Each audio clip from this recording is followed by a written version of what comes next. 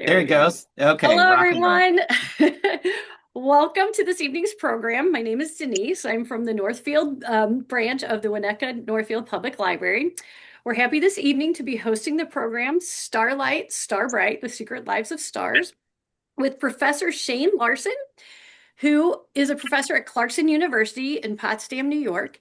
He's the director of Integrated Engineering and Applied Science Project, and he is a fellow with the American Physical Society. So thanks for being here, Shane. Yeah, thanks for the invitation.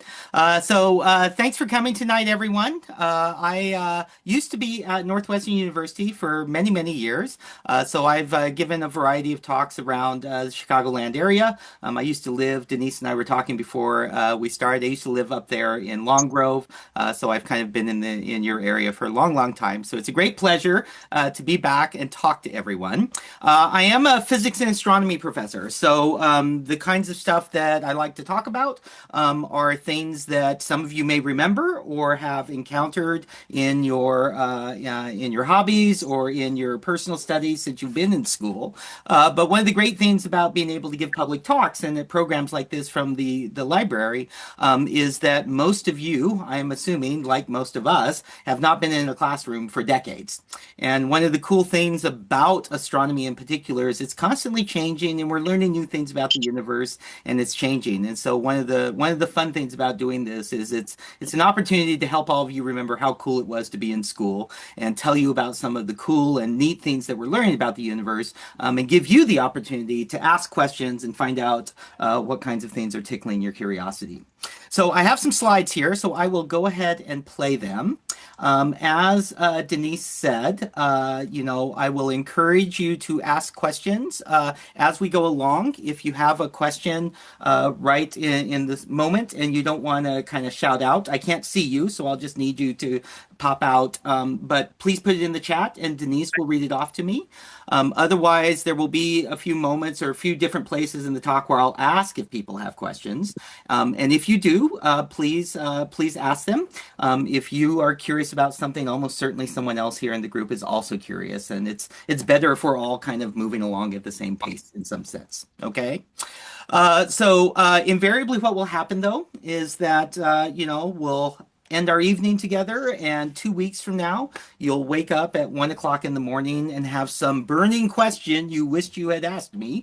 And if you haven't learned it yet, you will learn it then. Your significant other does not want to talk about astrophysics at 1 o'clock in the morning. And so my email address is right there. You can see it, slarson@clarkson.edu.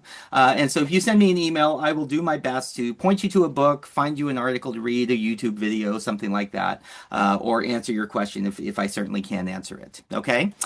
There's my blog. I have a public-facing science blog, writescience.wordpress.com. There's 150 posts there about all kinds of different things. There's stuff about black holes. There's stuff about stars. There's stuff about galaxies.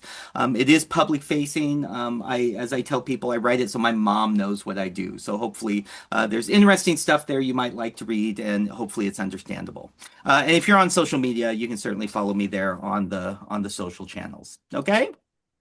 So tonight we are going to talk about stars. And living in Chicago, any of us who live in the cities, we don't always see the night sky the way it has been visible to humans for 40,000 generations. Our growth of our cities and the amount of light that we have in cities has transformed the experiences, the personal interactions that all of us have with the night sky. But if you have a chance to go camping, if you head out to Wildcat Mountain State Park there in Wisconsin, or you travel south in Illinois to central Illinois to the national forest down there, the skies will be darker than they are in Chicago. And at night, especially during the summer when this picture was taken, the stars and the Milky Way itself, which is the collected light of the 400 million stars in our Milky Way galaxy, will come out and be visible. This particular picture was taken in eastern Washington at what those of us who are amateur astronomers, people who have telescopes we use in our backyards, we get together and camp at what we call star parties. This is a picture taken at a star party. You can see the little cluster of telescopes down there in the middle of the field. We all walk around with red flashlights so that our eyes can still see the kind of beauty of the stars overhead all night long. So this really kind of drives home the point when you're standing out under that dark summer sky where there are so many stars you can't really count them in the sky. You are very struck by the fact that the stars are the most numerous denizens of anything you can see in the sky, right? You can see the moon, you can see the sun, you can see, five planets with your naked eye, but far and away, the thing you can see the most of are the stars. And so, what we want to talk about tonight is what and how do we know all the things that we know about the stars? Okay. And you probably have learned a lot about stars over the course of your life or in classes you've taken. But the reality is, we haven't really known that much about stars for, most of the existence of humans on Earth. It's only in the last kind of 400 years that we've really been cognizant of the number of stars. And it's only in the last 100 years or so that we've been able to start answering the kinds of questions that you see here on the screen. And these are exactly the sorts of questions that we as professional astronomers ask about the stars all the time. And they are, in some sense, exactly the same questions that many of us ask when we're laying out on a blanket while we're camping, staring at the stars and wondering what the sky is all about. So, how many are there? What are the different colors? They definitely have colors when you look at them. What are they made of? Why do they shine? How are they born and die? Right? All of these are the kind of questions that have vexed humans who have stared at the sky for a long, long time. Okay, so let's start with how do we learn about the stars and how have we come to the understanding of what the stars are and how they exist? And that kind of seems like an obvious question to ask, but what I'd like to remind all of you is that I assume none of us here today during this talk are astronauts, which means all of us have spent all of our lives here on Earth. But the reality is, no human on the planet ever in our history has been farther from the Earth than the moon.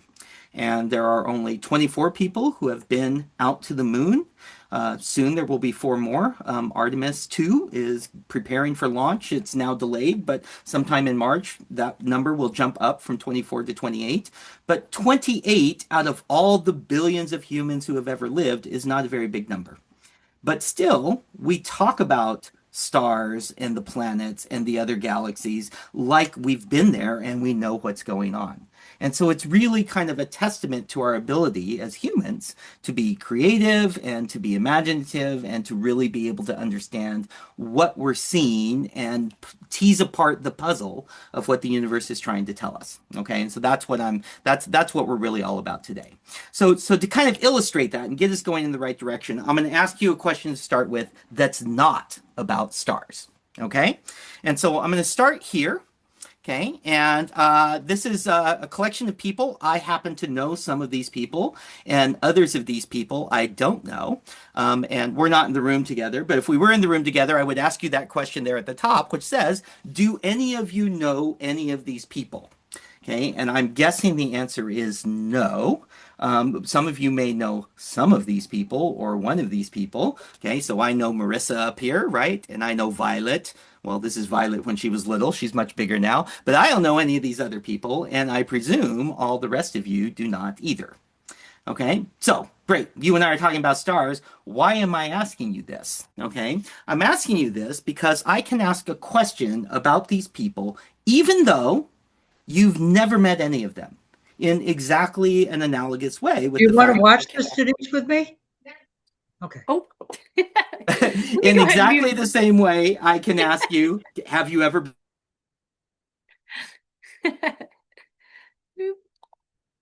Oh, shoot. Oh, shoot.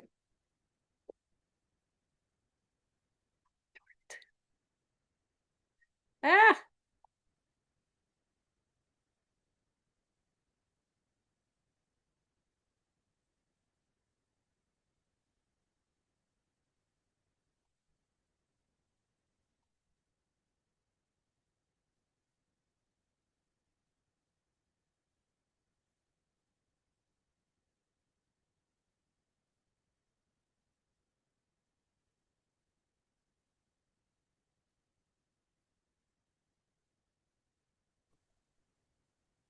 Okay.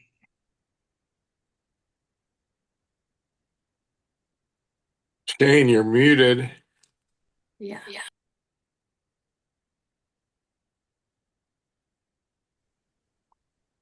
Are you there?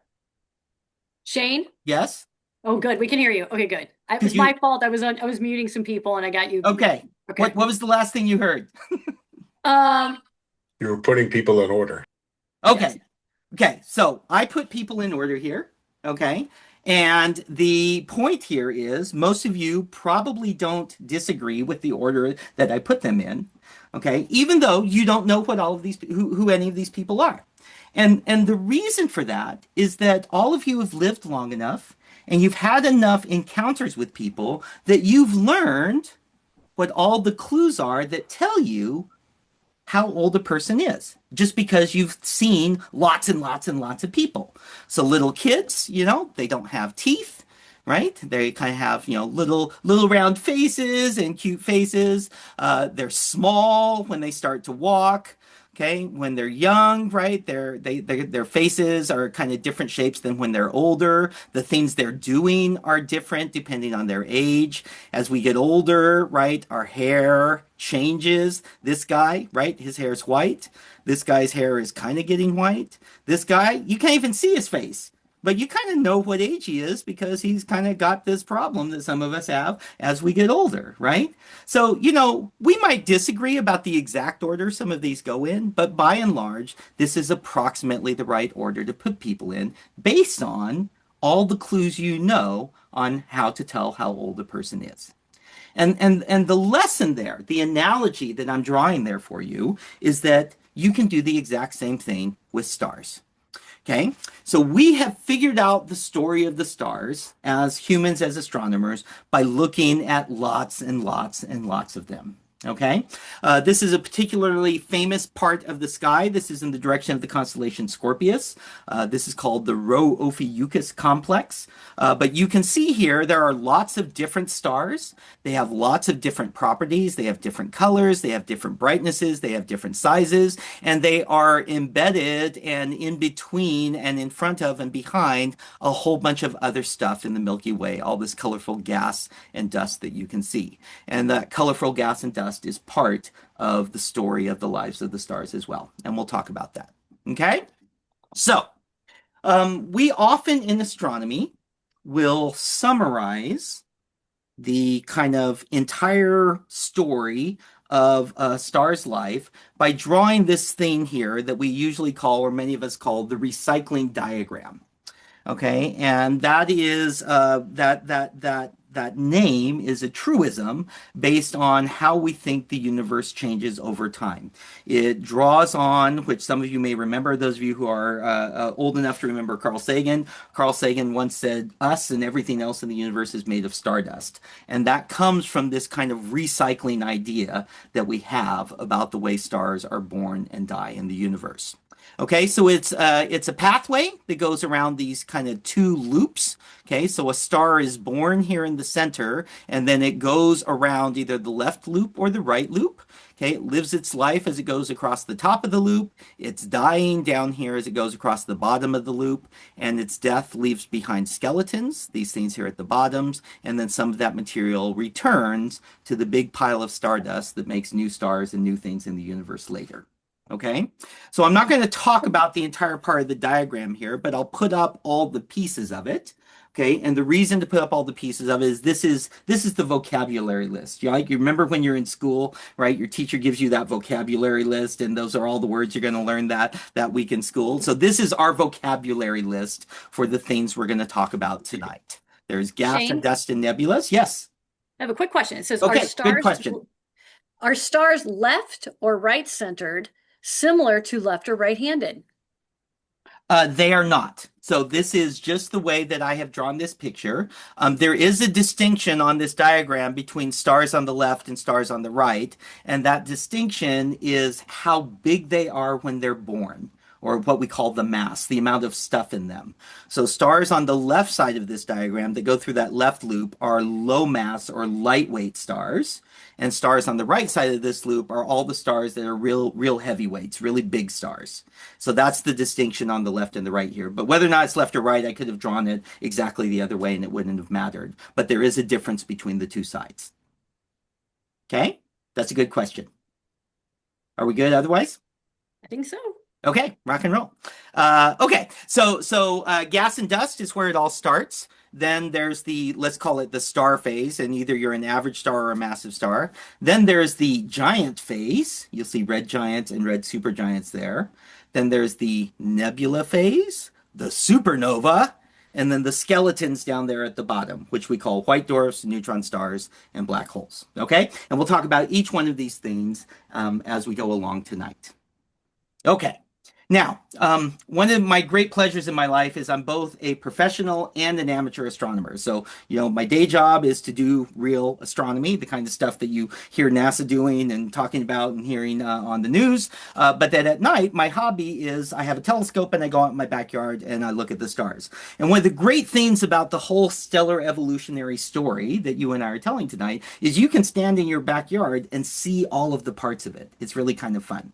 So throughout the talk, I will show you every now and then these star charts that look like this. And if you show this to your friends who are amateur astronomers, they will very happily drag you out in the backyard and show you all the things I'm about to show you through their telescope.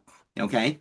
So this is part of the summer sky. It's very hard to see right now, but once June, July, August get here, this is up kind of early in the evening, and this is towards what we call the center of the Milky Way. So this constellation right here that looks like a teapot is called Sagittarius. Okay, this constellation over here right next to Sagittarius is called Scorpius, or the Scorpion. And the Milky Way galaxy, the center of the Milky Way, is right here above the teapot. When you look at it in the night sky, when it's dark, it'll look like steam coming out of the teapot. Okay, and so right here where this bullseye is, there is something that if it's under dark enough skies, you can see with your naked eye, it'll look like a little fuzzy patch. You can see it through binoculars, but through a telescope, this is what it looks like. It's called the Lagoon Nebula. Okay, so this is a vast cloud of molecular gas and dust in the Milky Way. It is over time slowly collapsing, and you can see all of these collections of stars here forming out of the gas and dust. Okay, so the Lagoon Nebula is what we as astronomers call a stellar nursery. And there are several of these kinds of nebulas in the sky that you can see in a telescope. And we call it a stellar nursery because these stars are all very young. They've just been born. And the nebula itself is still birthing stars. There are still new baby stars being born out of this nebula. And it's the light from those newborn stars that is energizing the nebula and making it glow. Okay? Now, this is an astrophotograph. It's taken with a camera.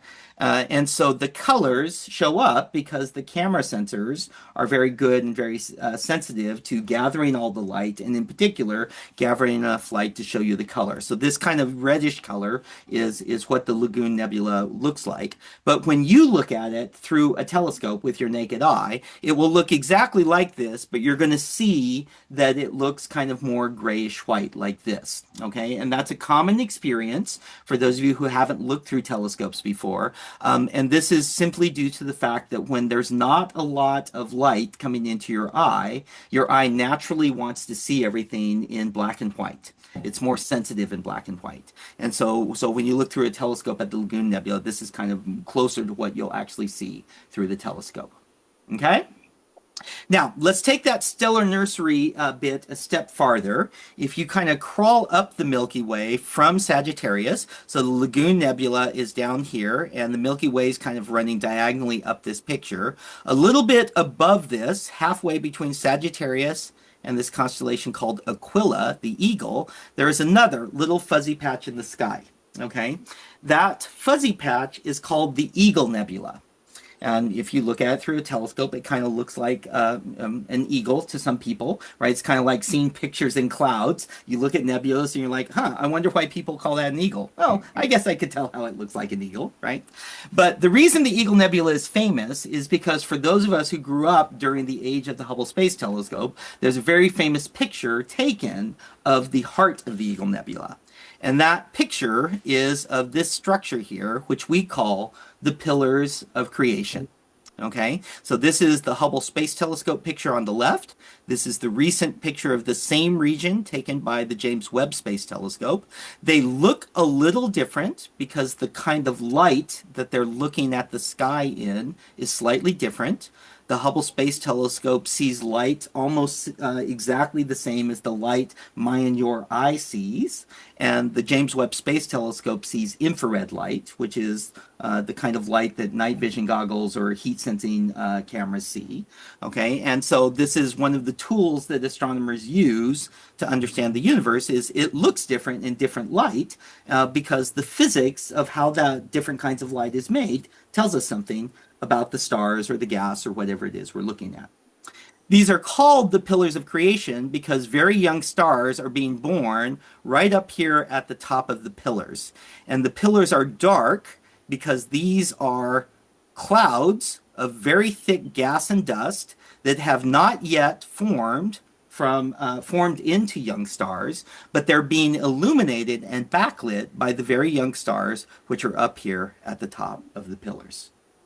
Okay, so this was for many people, this is one of their favorite pictures that Hubble ever taken, and it's really kind of very motivational because this really was the very first time, one of the very first times that we had such great pictures of these areas, these stellar nurseries where stars are actually being born. And so you'll see people with this on their lock screens of their phones and stuff like this. Okay, so that is called the Eagle Nebula, and there are lots of different stellar nurseries throughout the sky that we can look at, and you'll see this kind of formation in various ones of them. But this is probably the most famous. Okay, so if we continue our jaunt up the Milky Way, okay, so we started down here. This is the Lagoon Nebula. We went up to the Eagle Nebula. And right up here at the tail of the Great Eagle, Aquila, there is something called M11. Okay, so this is called the Wild Duck Cluster. Okay, so this is what it looks like pretty much through the telescope. This is what it looks like in photographs. Okay, this is a type of object that we see a lot of in the galaxy called an open cluster. Okay, so what's an open cluster? Remember the stellar nursery we said, and we saw this down in the Lagoon Nebula, there were a whole bunch of stars that were being born out of the nebula. And we said there are still other stars being born out of the nebula. Well, what happens when all the nebular gas and dust has been used up? Well, when it's all used up, all that you're left with is all the baby stars that were born out of the stellar nursery. Okay, so these open clusters, there are many thousands of them in the Milky Way, are all the kind of, let's call them early classrooms of all the stars that have been born. Stars are born together very close in these stellar nebulas, and once all the gas and dust is left, they're all still hanging out together where they were born, not far from home, hanging out together in the galaxy. So these are called open clusters. One of the things you'll notice that all the stars are very, very blue. This is very characteristic of young stars. When they're born, they're very hot, and their color is very blue. That's something we'll talk about later. You can see there are plenty of red stars here in the picture, but most of them are here in the background around the open cluster. There's a couple of red stars here inside the cluster. That's just the oldest of the stars in the cluster, and we'll talk a little bit about how stars age here in a few moments. Okay? Now, the question that you want to ask right away is, great, you know, stars are born in clusters, but when I look at the sky, right, if I go back to that star chart, right, all of these stars that I can see in the sky are just individual stars, right? It's clear that the stars don't stay in these clusters that they're born in. So what happens to them after they're born? Well, what happens to them after they're born is the stars begin to wander away from each other. They start together in a little cluster, but then they are all moving in random directions to different places in the sky, and eventually they end up just looking like all the other stars in the sky. They're no longer hanging out with their siblings, and they become all the stars that you and I can see in the Milky Way galaxy. Okay? So, as astronomers, this is a very interesting and perplexing problem Because one of the things we would love to know is for any star I can see in the sky, right? I can look at it through a telescope. I can measure some things about it. What's it's made of? How fast is this moving? What's its temperature? But it would be great if I also knew something about all its siblings and the other stars it was born with.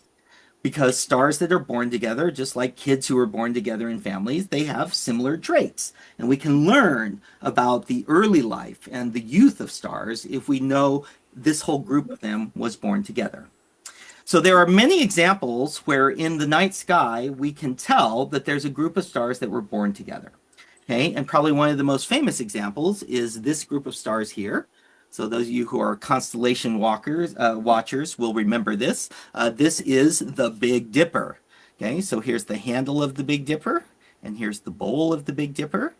Okay, this is part of a much larger constellation called the Great Bear or Ursa Major, and the Big Dipper is visible in the northern sky all the time, and even in a city like Chicago, where we have lots of light, you can usually still see the Big Dipper almost anywhere you are. Okay, so what about the Big Dipper is if I look at it, all of the stars, or most of the stars in the Big Dipper, all of these red stars right here, are from the original group of stars that were born together.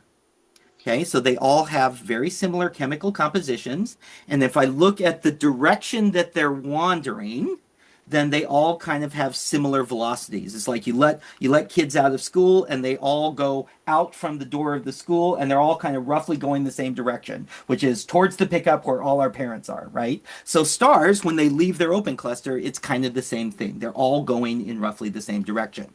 And so when we look at the stars in the Big Dipper, all of these red stars here are kind of going in the same direction. And so if we look at all those stars, we measure how fast they're moving, we measure their properties, what we can convince ourselves is that these stars are about 300 million years old. Okay, that sounds like a long time to me and you, but the galaxy is something like 10 billion years old.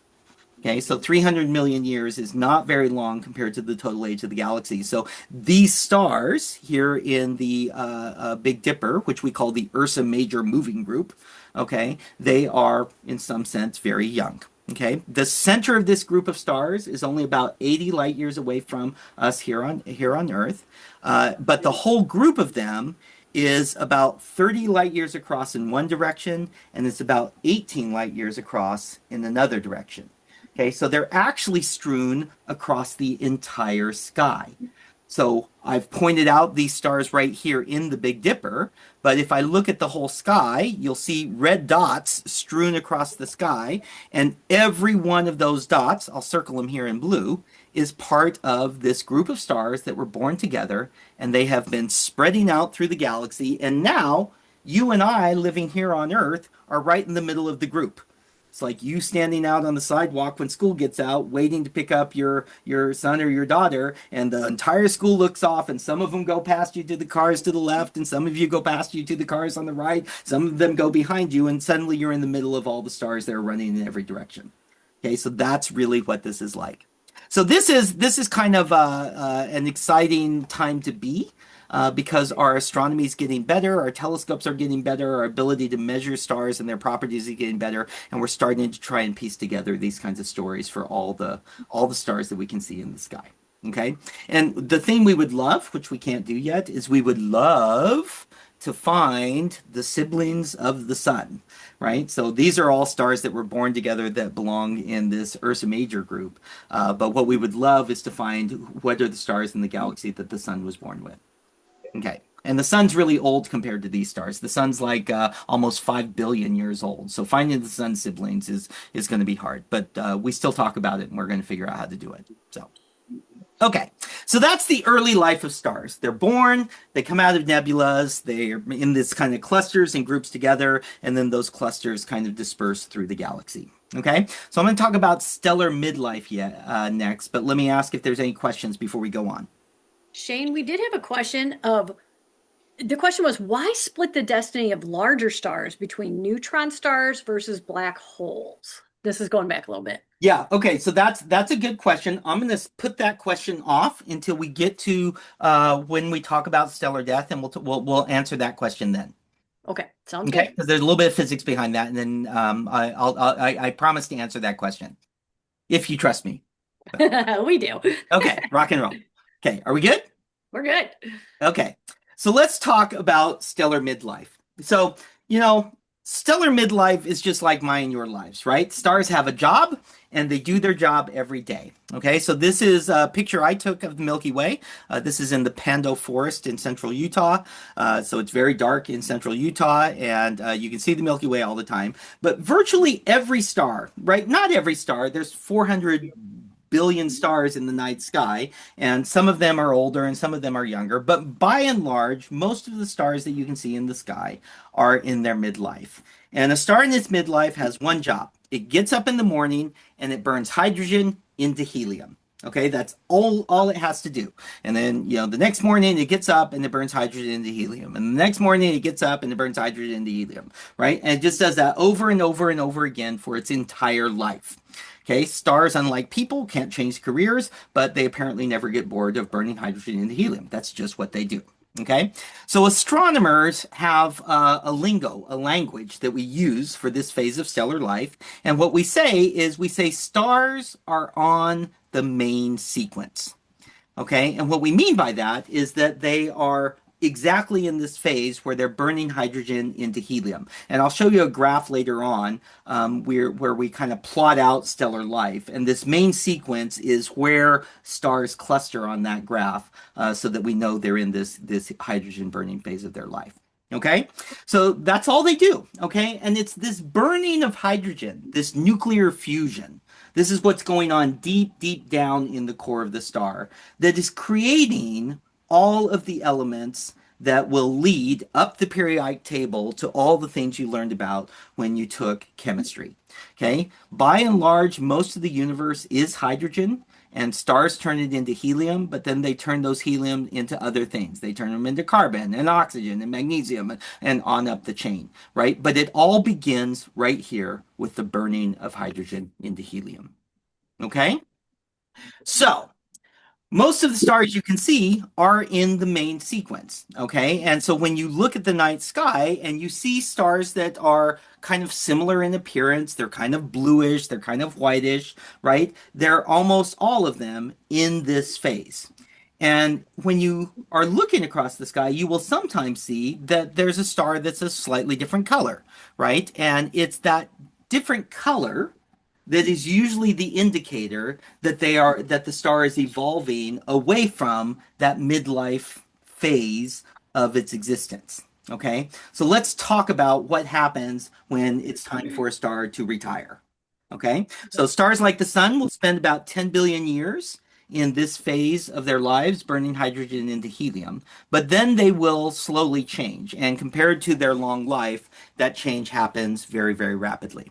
So here's a map of the sky again. Here's that Big Dipper that you and I were just talking about. You can kind of see it up here. Okay, and the Big Dipper is surrounded by several other constellations. So Leo the Lion is below it. Coma Berenices is below it there. This is called Bernice's Hare. But over here is a constellation called Boötes, the goat herder. Okay, and so we use the Big Dipper in astronomy to navigate. And so one of our kind of mnemonics that we use when navigating with the Big Dipper is you follow the handle of the Big Dipper, you arc down to a very red, red star you can see in the sky. And that star's name is Arcturus. Okay, so when you look at the sky and you can see stars of different colors, the reddest stars, the brightest reddest stars, are almost always stars like Arcturus. And those stars are what we call red giants.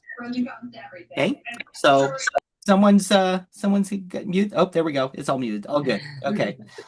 So what's a red giant? So when a star gets near the end of its main life phase, its main sequence phase, it's getting to the point where it's kind of used up all the helium, or sorry, all the hydrogen down in the core of the star, right? That's the fuel that's driving it. And so in some sense, it's running out of that fuel. And so all of the nuclear fusion that's causing the heat and the light and the energy shedding that the star is doing begins to shut down.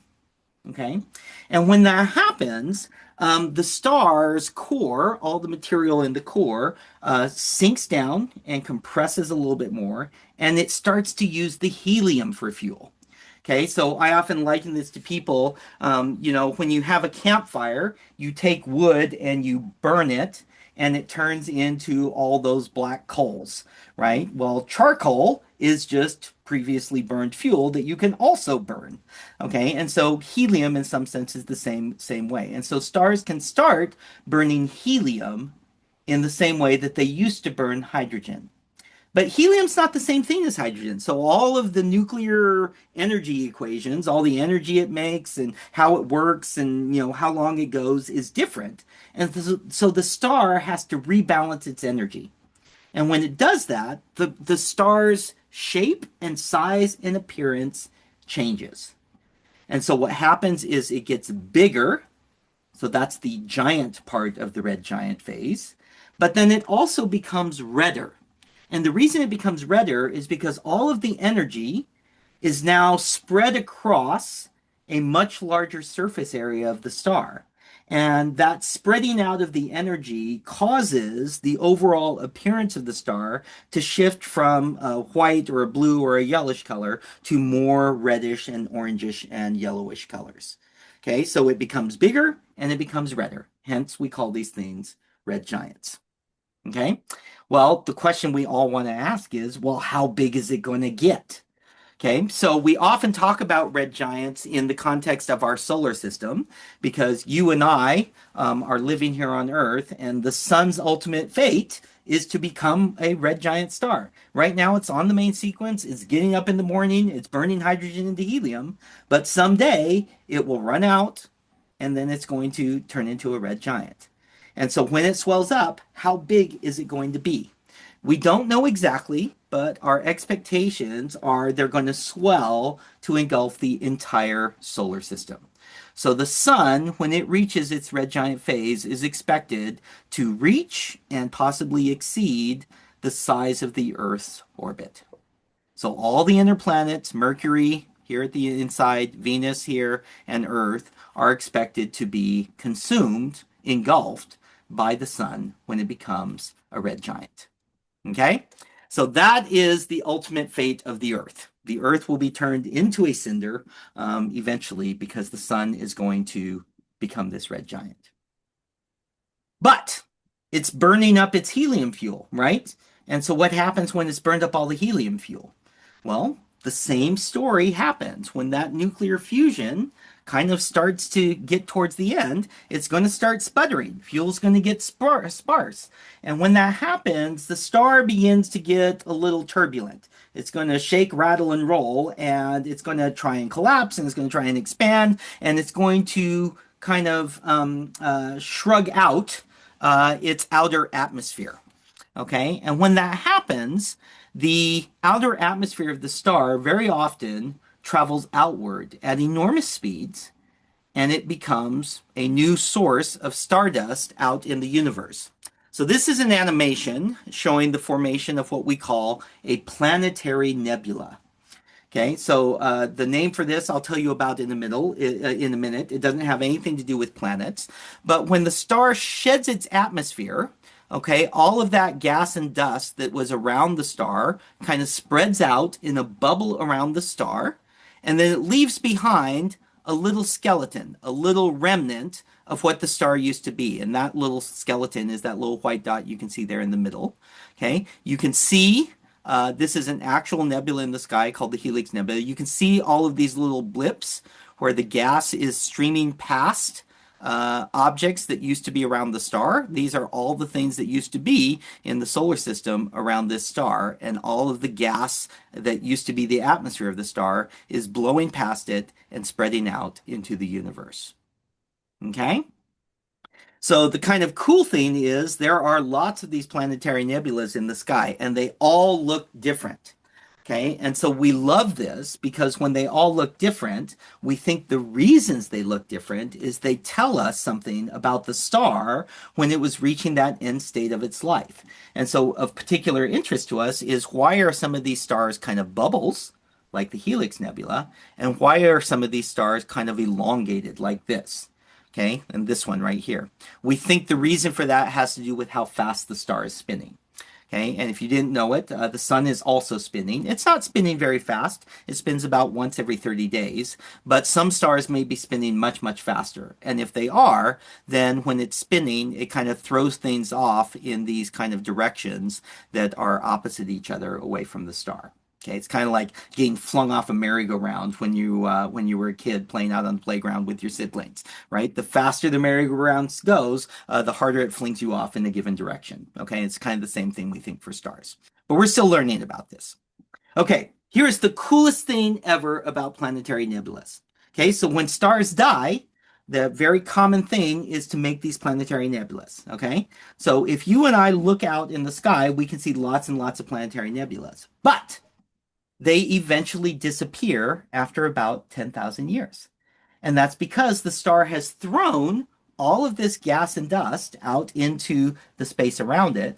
But all of that material goes out into the galaxy and it slowly spreads out and gets thinner and gets more tenuous until eventually you can't even tell there was a nebula there at all.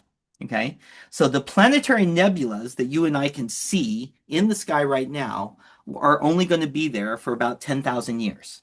Okay, so if I were to put up a list of planetary nebulas on the screen, then you and I come back in 10,000 years and have this talk again at the Winnetka-Northfield Library. There will be a different list of planetary nebulas that we can see in the sky. Okay? Okay, so why do we call them planetary nebulas? I promised to tell you this, right? We called them planetary nebulas because when we first discovered these, we discovered them by looking at them in telescopes. And telescopes in the olden days, and in the olden days, I mean the 1700s, 1800s, were kind of crummy. Okay, they weren't nearly as good as a pair of binoculars or the kind of telescopes you and I can buy. And so when we looked at planetary nebulas in telescopes, they just looked like small, fuzzy, round stars.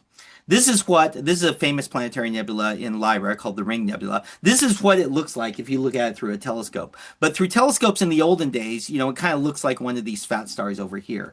And so people called them planetary nebulas because it was clear they weren't planets, but they kind of looked the way planets looked in telescopes of the day as well. And planets didn't look so great in telescopes in those days. They looked like little round fuzzy dots. So these things were called planetary nebulas, but they have nothing to do with planets other than that's just how they looked in crummy telescopes. Okay. So the star dies, it throws out its outer shell, and it leaves behind a little tiny stellar skeleton. Okay, you can see that stellar skeleton here in the center of the Ring Nebula. You can see this in a telescope if you have an amateur astronomer friend. This stellar skeleton is all that remains of the core of the star. It is about the size of the Earth, and it is no more than about 1 times the mass of the sun. If the star that birthed it was smaller than the sun, this could be half the mass of the sun, a quarter of the mass of the sun, but it's very, very, very tiny. Okay? Okay. Any questions about that before I talk about these stellar skeletons? Are we good? Yep. Okay, rock and roll. So what is the deal with these white dwarfs, right? So this is the remnant of the star where all of the nuclear fusion used to be happening. Okay, so the formation of the planetary nebula and the remnant the skeleton that gets left behind is the stuff that the star could no longer create something new from using nuclear fusion. And far and away, the most common of these things is carbon. Okay, so carbon is largely what you and I are made of. So that is made by fusing helium into something heavier than itself, and that thing is usually carbon. And so this ultimately is what we think the sun's fate will be. Okay, this is a white dwarf you can actually see in a telescope. It was the first white dwarf ever discovered. This star here in the center, this is actually Sirius. This is the brightest star in the sky. This is not the white dwarf. If you look at Sirius through a telescope, it will look just like this picture. It'll be super, super bright. But right near it, if you look closely, you'll see a little tiny faint white dot. And we call that star Sirius B if you're an astronomer, okay? But the common name for it is the pup, right? So Sirius is called the dog star, and so the little star next to it is called the pup. Okay, so this was the very first white dwarf ever discovered, and it is ultimately the fate of the sun to become a star like this. Okay, so white dwarfs, they are stellar skeletons. They are stars at the ends of their lives. There's no longer fusion going on anymore, but they are extreme objects in and of themselves. They're still 100,000 degrees temperature on the surface, okay, but the whole star, virtually the whole star, is carbon. Okay, but it's a piece of carbon that's the size of the Earth, but it's the mass of the sun. Okay, and so what that means is this is dense, dense, dense carbon, and you and I have a name for dense, dense, dense carbon. Super dense carbon forms a crystal. And that crystal is what you and I call diamonds. Okay? So white dwarfs, in a very real sense, are gigantic crystallized carbon stars, gigantic diamonds in the sky. A diamond the size and the mass of the Earth. So for comparison, the largest diamond ever found on Earth was the Cullinan diamond. It was about 1.5 pounds or so. It was cut and turned into a very famous diamond called the Star of Africa, and it's on the scepter of the crown jewels of the UK. So this thing is the size of the Earth, right? So this is the fate of stars like the sun. This particular star we usually call Lucy. This particular white dwarf, Lucy is the closest white dwarf to the Earth. It's about 50 light years away.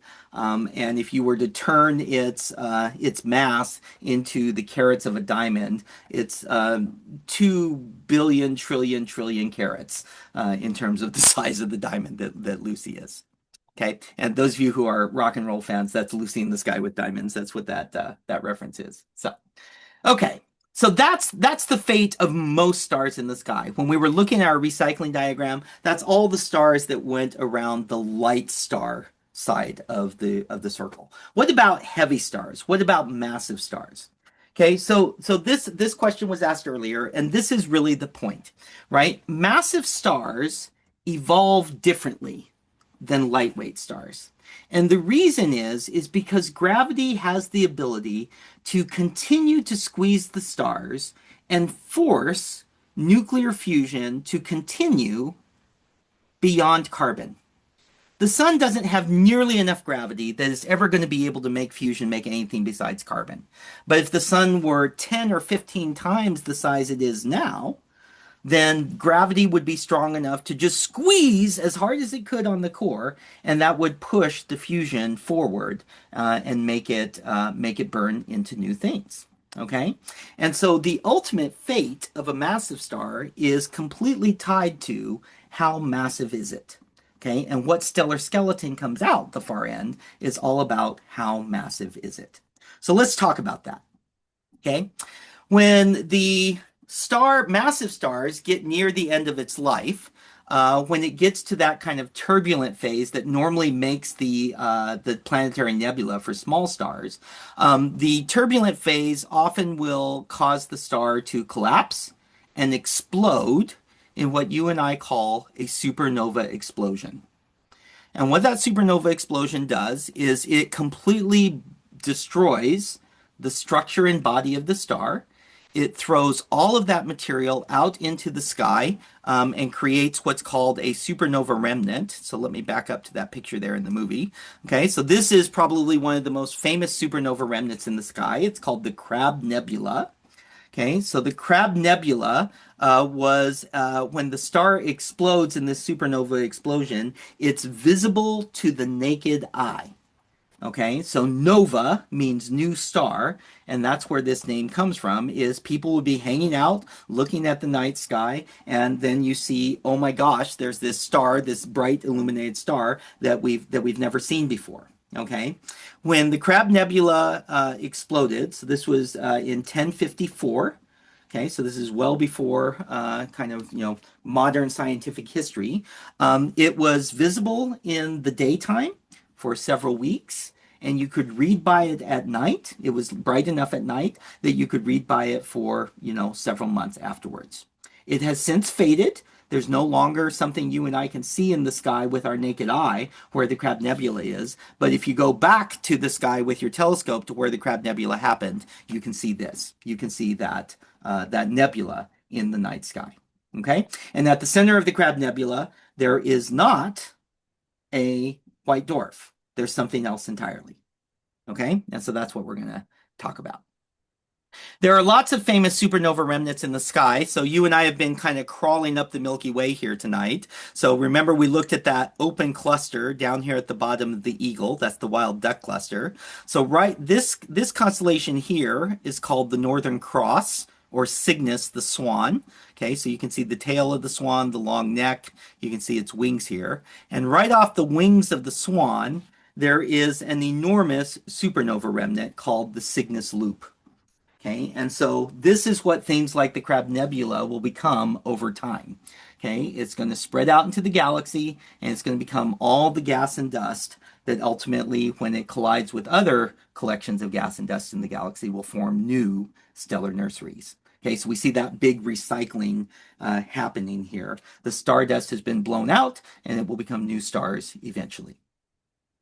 But what about the stellar skeleton, right? What about that question of what's the difference between a neutron star and a black hole, okay? So the star explodes, and it sends all of the gas and dust out into the galaxy. But the explosion also compresses that core, okay? And it squeezes that core down to something about the size of a city. Okay, so here's just a map I grabbed off Google Maps. You got the two branches of the library there. So if I put the stellar skeleton that forms from that explosion, it would cover about 12 miles. And if I center it there on where we're all virtually sitting, between the libraries here, it will cover the entire northern reaches of Chicagoland. Okay? So from Highland Park all the way down to Rogers Park, all the way out to Northbrook. Okay? So this thing here is called a neutron star.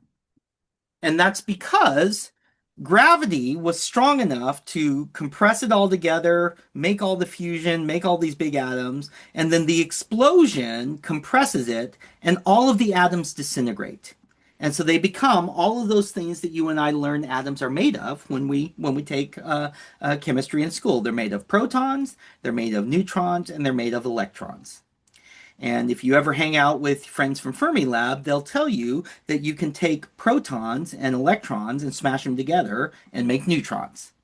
Okay, and so these objects are basically collections of neutrons squeezed down into a seething ball about the size of a city.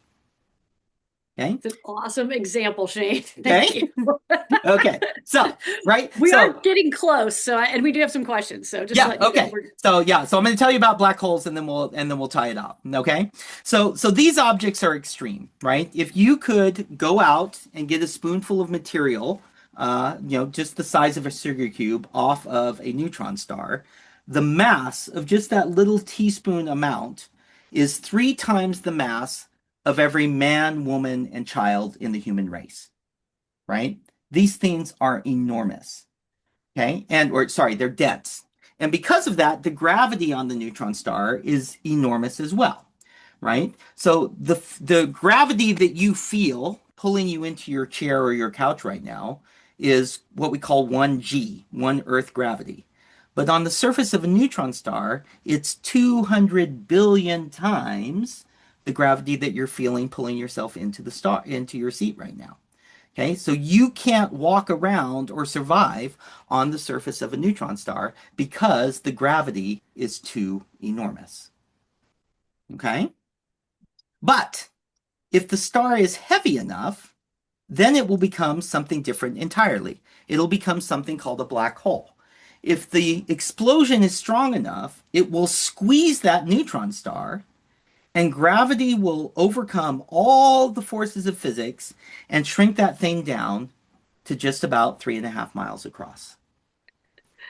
And when that happens, nothing, not even light, can get away.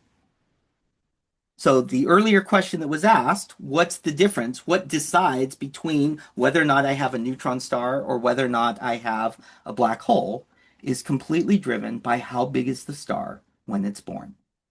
If you're small, you're going to end up like the sun. You'll be a white dwarf. If you're kind of in the middle, you're going to explode and become a neutron star. And if you're too big, you're going to explode and you're going to become a black hole. Okay?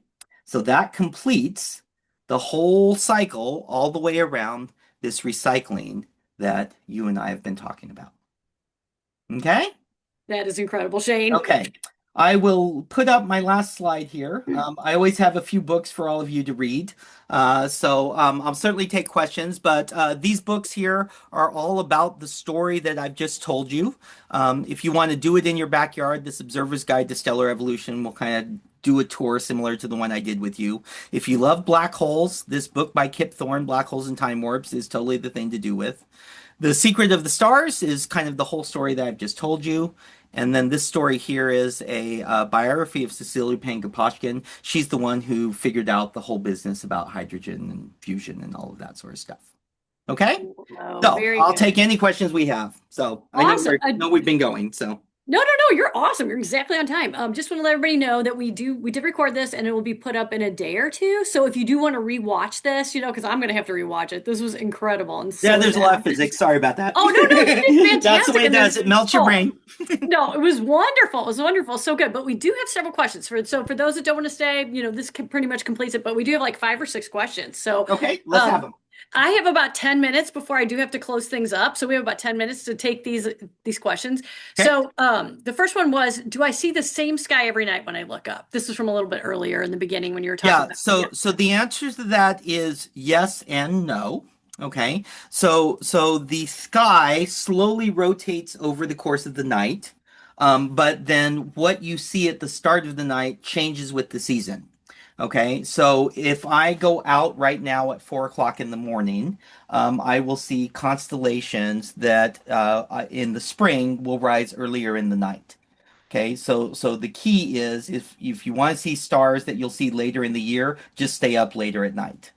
Okay, so it's constantly rotating, but the same stars come back year after year at the same time. Awesome. So awesome. Great explanation.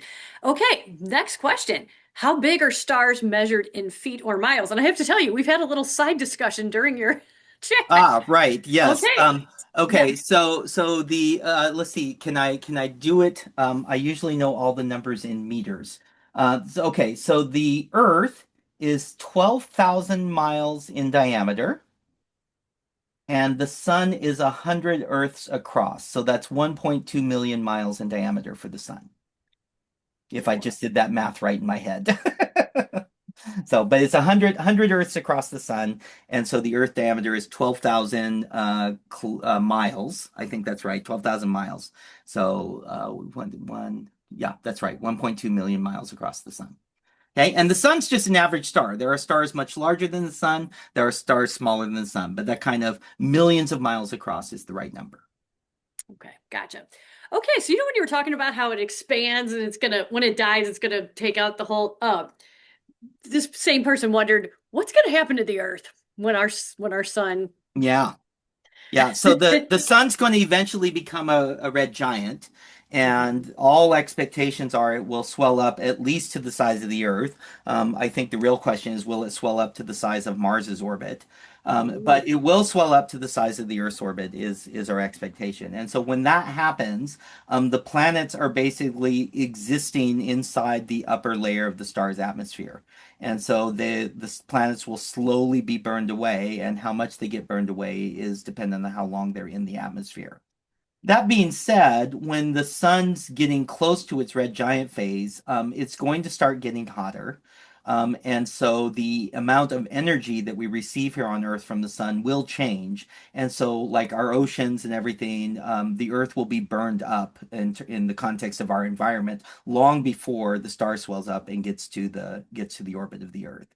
So, kind of, 3.5 billion years from now, there will be a last perfect day on Earth, and then the sun's going to start changing. So.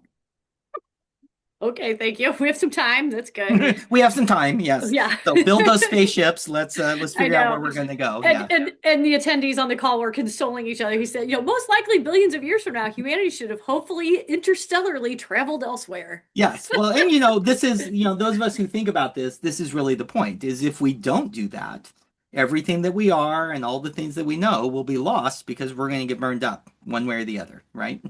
So. Yep. Oh my goodness. Okay, so the next one was, how does all this relate to a shooting star you sometimes see? That's a great question. So shooting stars have that name because when you're out at night and you see them, they look like points of light that are moving across the sky very rapidly. But they are not stars at all. They are actually what we call meteors. And so meteors are when small particles of stuff, gas, dirt, dust, enter the Earth's atmosphere, and they're traveling so fast that the friction with the atmosphere heats them up, makes them very bright, and they burn up. And so most of the meteor showers happen on a regular schedule because most of the, as we call them, annual meteor showers are times during the year where the Earth orbit passes through the same part of space that a comet's tail passed through. And so all the meteors that you see during the meteor shower are the ice particles and dust particles that the comet left behind, burning up as the Earth plows through them. Well, you can answer everything. Okay. We gotta thank you, Shane. I have a whole talk Battling. about meteors if you want to hear the meteor talk. You guys should see the list of stuff you can talk about. It's amazing. Okay, I think three more questions. Can you explain how can you explain how people have stardust in our DNA? Right. So if we look at the content of the universe in terms of the numbers of atoms of different kinds of stuff, virtually everything in the universe, the biggest pile of stuff is hydrogen. And our understanding of astronomy is that everything started as hydrogen, and then the stars took the hydrogen and made helium, and took the helium and made carbon, and took carbon and made oxygen, all the way up the periodic table. That goes all the way up to like nickel, and then the supernova explosion and other things that happen in the universe create all the other stuff in the periodic table. But what happens when the star gets to the end of its life? It takes all that stuff that it was made of, the hydrogen, the helium, and the stuff that it's turned itself into, and it throws it out into the universe. And it's that big recycling diagram that we were just talking about. All of that stuff goes back out into the universe and becomes the gas and dust here in the middle that ultimately forms new stars and new planets. And this is the point. The sun is a second generation star. It's actually a third generation star. And so it and all the stuff around it, the planets in particular, came from stuff that was made by a previous generation of stars. And so that's what we mean when we say that. We mean that you and I and everything the Earth is made of came from material that long ago came from some other star that was somewhere on this big recycling loop. That's so cool. Can you see why I picked him, you guys? He's so great. Okay. We have like 3 or 4 more. This is good. Dean said, thank you. This was great. Could this be part 1 with hopefully more to come? So we'll have to get you back for sure. We can do that. No problem. Okay. Unfortunately, we planned 6 months out, so it'd be like this summer. And then Thomas asked, this is great. Were the folks who thought up the constellations on something? Those stellar arrangements look nothing close to what they're named after. Yeah. So the kind of cool thing about constellations is I always tell people it's like cloud watching, right? Is everyone sees what they want to see. And in fact, one of the exercises we often do when we teach astronomy is we give you the constellation map without the lines and have you go make your own constellations, right?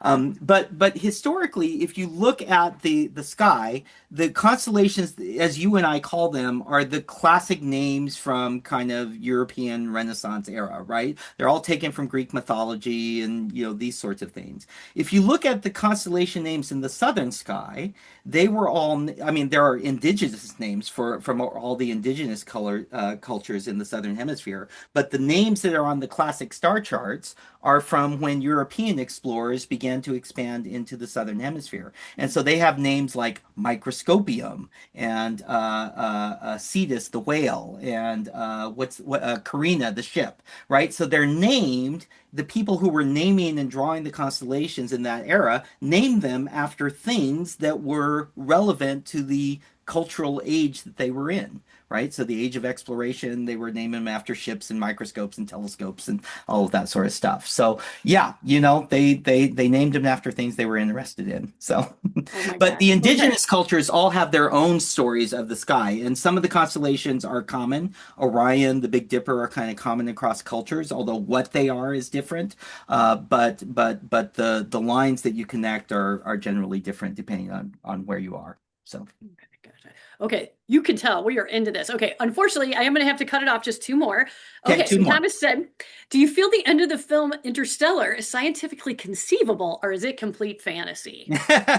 So I was after I did my PhD, I was a postdoc at Caltech, and I was in Kip's group. So Kip Thorne is the was the science advisor on Interstellar, and he has a great book which I will commend to your attention called "The Science of Interstellar." And so what he does in that book is he talks about all the things that happen in the movie Interstellar. So he talks about the black hole, he talks about the ice planet, he talks about the wormhole at the end. And he grades all of them based on our current understanding of science. So he gives them a strong, a weak, and a medium, I think. So weak things are things that are completely speculative. Medium things are things that we kind of think we understand, and strong things are things that most scientists and astronomers would agree on. So the wormhole bit at the end of Interstellar, we are in. I can't remember how Kip graded it, but I would say we are in the medium phase with wormholes. They are mathematically allowable by the laws of physics, but none of us can go into a black hole and fly through one and experimentally determine what goes on. So we're not confident to say that they're actually there. But our current understanding of the laws of physics does not preclude them from existing. And so that's probably the coolest answer. But That's such a I'll great commend your answer. attention to that book by Kip, The Science of Interstellar. Oh, no, So. that's awesome. I'll look it up. I'll see if we have it at the library. Okay, and then this might be a short, easy answer. How many stars are there? Have we put a number on them? Yes. So that question depends on what you're asking. So in the Milky Way, there are between 100 billion and 400 billion stars. And so we get that number by just kind of we know how heavy the Milky Way is, and we know how many stars there are around us that we can see in telescopes, and so we can, in some sense, estimate based if we assume the far side of the galaxy is no different than the near side of the galaxy. So the number is something like 400 billion. We can estimate the total number of stars in the universe by counting up the number of galaxies and assuming they're all like the Milky Way and multiplying that number up, and it's some gigantic, ginormous number that I can't remember off the top of my head. So That was a good answer. Look at you whipping these stats out like this. This is good. Okay, this is our last comment. This is from S. Fry, who um who early on said hello from North Carolina. So hello. they said, thank you so much. This is wonderful. Thanks for letting us join in from North Carolina tonight. And their last question, is it true that you could actually buy a star? And Thomas jumped in and said, that's a royal scam. The registry is not governmental or scientific. It's a book inside someone's house. What is your thought on that? Can you buy a star? Right. So there are companies that will quote unquote name a star after you, and I think Thomas's answer is correct. They will put it in some registry and store that registry somewhere. The cool thing about it is they'll send you a star chart. They'll send you a little certificate, and if you have an amateur astronomer friend, you can bug them, and they'll take you out and show you the star. Okay. That being said, right, the question becomes who's responsible or who owns the names of the stars? And I think this really comes down to how we all feel about the way we do things collectively as a civilization. All the stars you can see with your naked eye have classic names. They come to us from ancient cultures. They have Arabic names, Persian names, whatnot. As we begin to survey the sky with telescopes, we can see all kinds of stars that you can't see with your naked eye, and all of these star registry opportunities, they're basically operating off of those stars. We have just come off of a mission called Gaia, which has measured the position and distance and motion of 2 billion stars in the Milky Way. Okay, and right now every one of those stars only has a number. Okay, so, do you like the number or would you rather have a name, right? So, in some sense, it's like naming the place where you camp in the forest. No one else calls that, they call it Forest Service Road 817, and you call it, Shiny Rock Camp. That's the name you use because it means something to you. And so, as a general rule, I think as an astronomer, I don't have a problem with people naming stars for kind of personal reasons. But it is, we don't have, the astronomers have an official naming nomenclature, but it's not, no one's beholden to them unless you think astronomers have the authority to name stars. So. My goodness, Shane, thank you so much. Thank you so much for sharing, Okay, your well, thanks expertise, everyone. your Yes. passion. These were great slides, your creativity, and thanks everybody. If you have any questions, you can always give us a shout out, email the library. Like I said, be looking for the link. We'll be emailing that to you to this recording. So if you want to rewatch it, there was definitely so much that we can learn from it. So thanks again, Shane, and thanks everybody for being here tonight. Thanks Bye-bye. everyone. Thanks, Denise. Bye-bye.